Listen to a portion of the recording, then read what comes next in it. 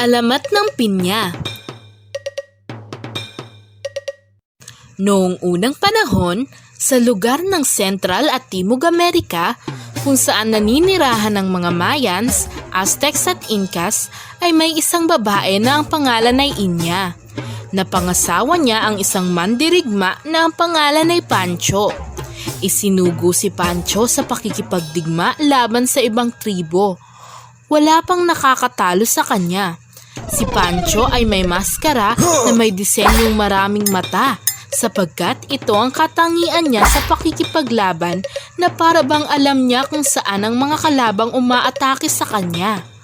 Sa gitna ng labanan ay bigla siyang natulala dahil may nakita siyang pangitain na tinangay ang kanyang asawa at ang isang bata ng mga dayuhang kakaiba ang mga suot. Bigla na lamang lumuhod si Pancho at nanalangin sa kanyang Diyos at sinabing iaalay ang kanyang buhay, huwag lamang kunin ang kanyang asawa.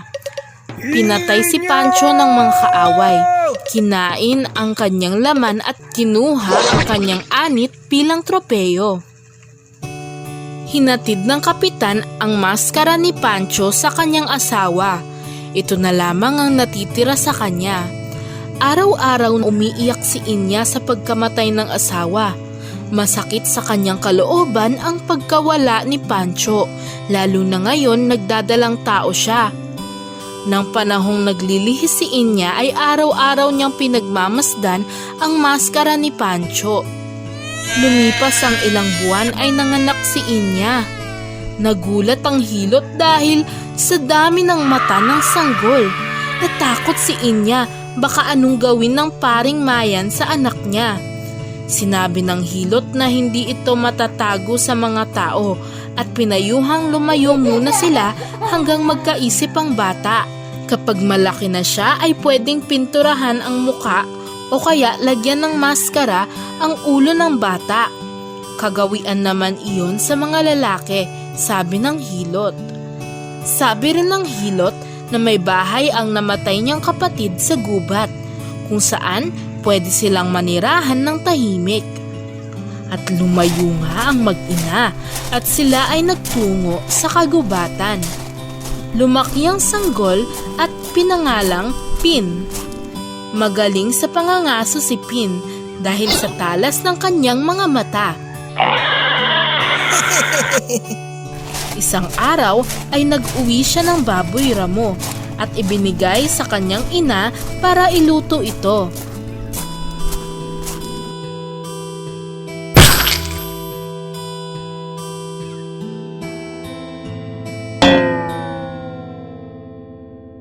Habang nagluluto ang kanyang ina, ay nagpaalam si Pin na maglaro muna. Pinayuhan siya na maglagay ng pintura sa kanyang muka at ilagay ang kanyang maskara. Napasarap ang pamamasyal ni Pin hanggang mapadpad siya sa bayan.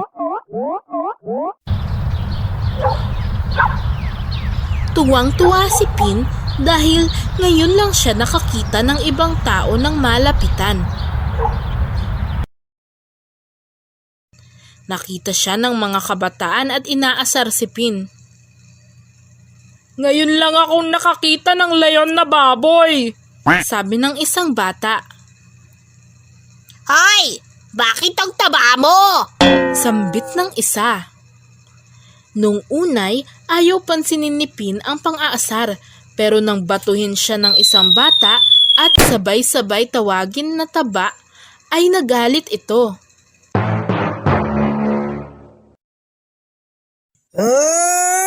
Humanda kayo!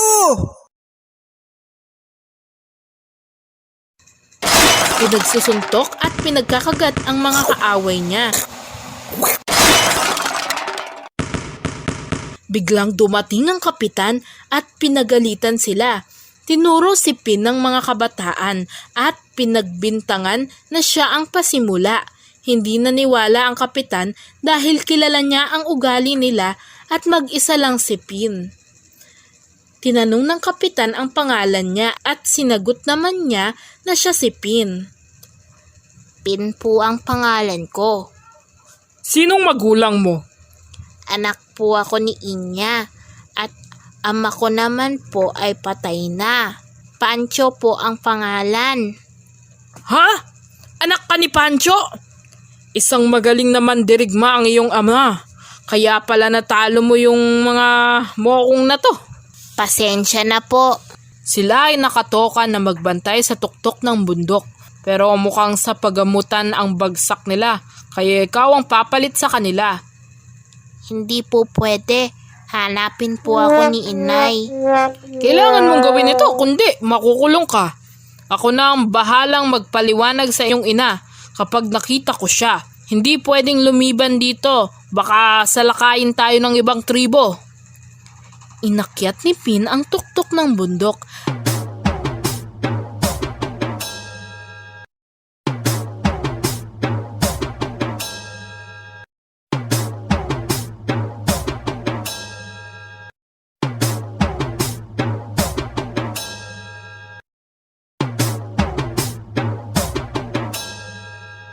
Tinanggal niya ang kanyang maskara para lalo niyang masilayan ang tanawin.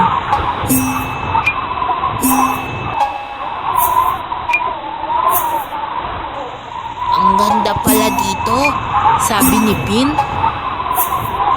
Sa kabilang bahagi naman ay nakita niya ang karagatan.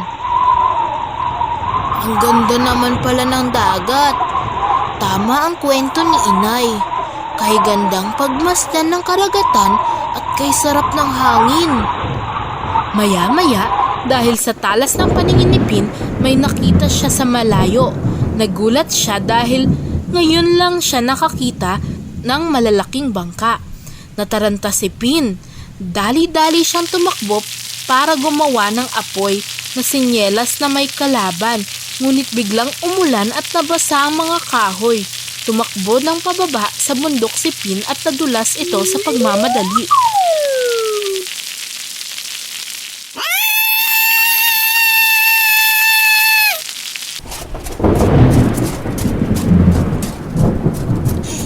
Pagdating sa bayan, ay nagsisigaw si Pin na may paparating na malalaking bangka mula sa karagatan. Hindi siya pinakinggan ng mga tao dahil nandidiri sila sa kanya at iba'y nangatakot dahil nabura pala ang kanyang pintura sa muka. Hinuli siya ng mga mandirigma. Nakita siya ng kanyang inay na maghapon na naghahanap sa kanya at nagmakaawa na pakawalan ang kanyang anak dahil wala naman itong ginagawang masama. Pero imbis na pakinggan ang inay ay inaresto ito dahil nagkupkop daw siya ng halimaw. Ibinigay sila sa paring Mayan para ialay sa kanilang Diyos-Diyosan na si Cha.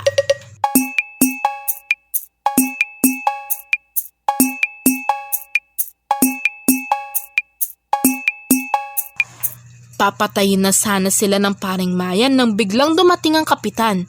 Sinabi niya sa pari na yan si Inya, asawa ng magiting na mandirigma na si Pancho at ang kanilang anak na si Pin. Sinabi ng kapitan na pakawalan sila, pero bigla na lamang sinaksak ng paring Mayan ang kapitan. Sinabi ng pari na sino mang magtanggol sa mga demonyo ay demonyo rin.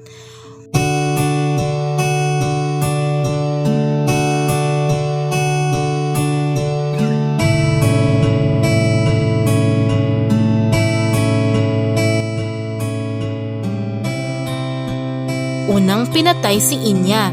Inalis ang puso nito at itinapon sa apoy.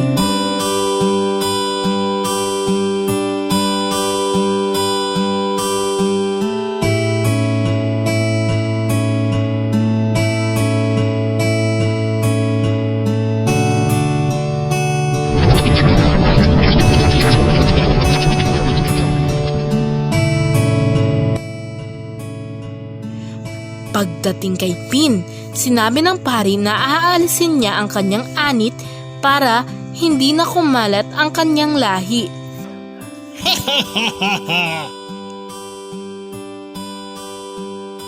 At inalis nga ang anit ni Pin at napasigaw ito sa sakit. Habang lumuluha ay nanalangin ito sa kanyang Diyos. Sana po ay tanggapin ng mga tao ang mga katulad ko. Sana po ay magbago ang kanilang paniniwala. Mamulat po sana ang mga mata nila. Pupugutan na sana ang ulo ni Pin nang biglang tumilim ang paligid dahil natakpan ng buwan ang araw at humangin ng malakas.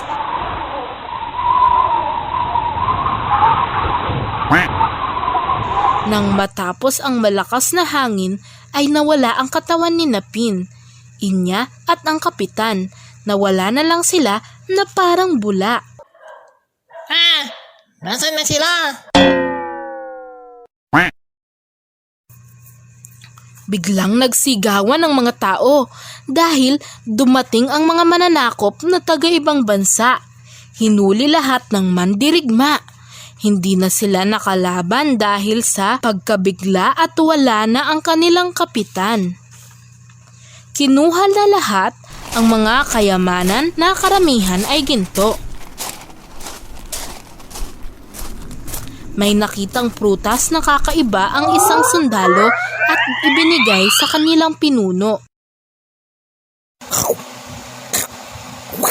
Tinikman at nasarapan ng pinuno sa prutas. Pinatawag ang pari ng mga Mayans para matanong tungkol sa prutas.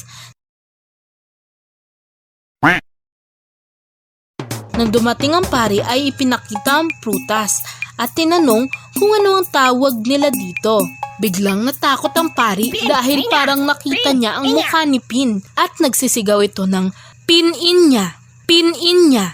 Nagtanong uli ang pinuno kung paano ito tumutubo gayong wala naman itong buto. Sumenyas ang pari na bigla na lang itong sumulpot. Sinabi ng pinuno na pinya ang itatawag dito. Higit pa sa ginto ang nadiskubre natin at itatanim natin ito sa mga bansang nasakop natin, sabi ng pinuno.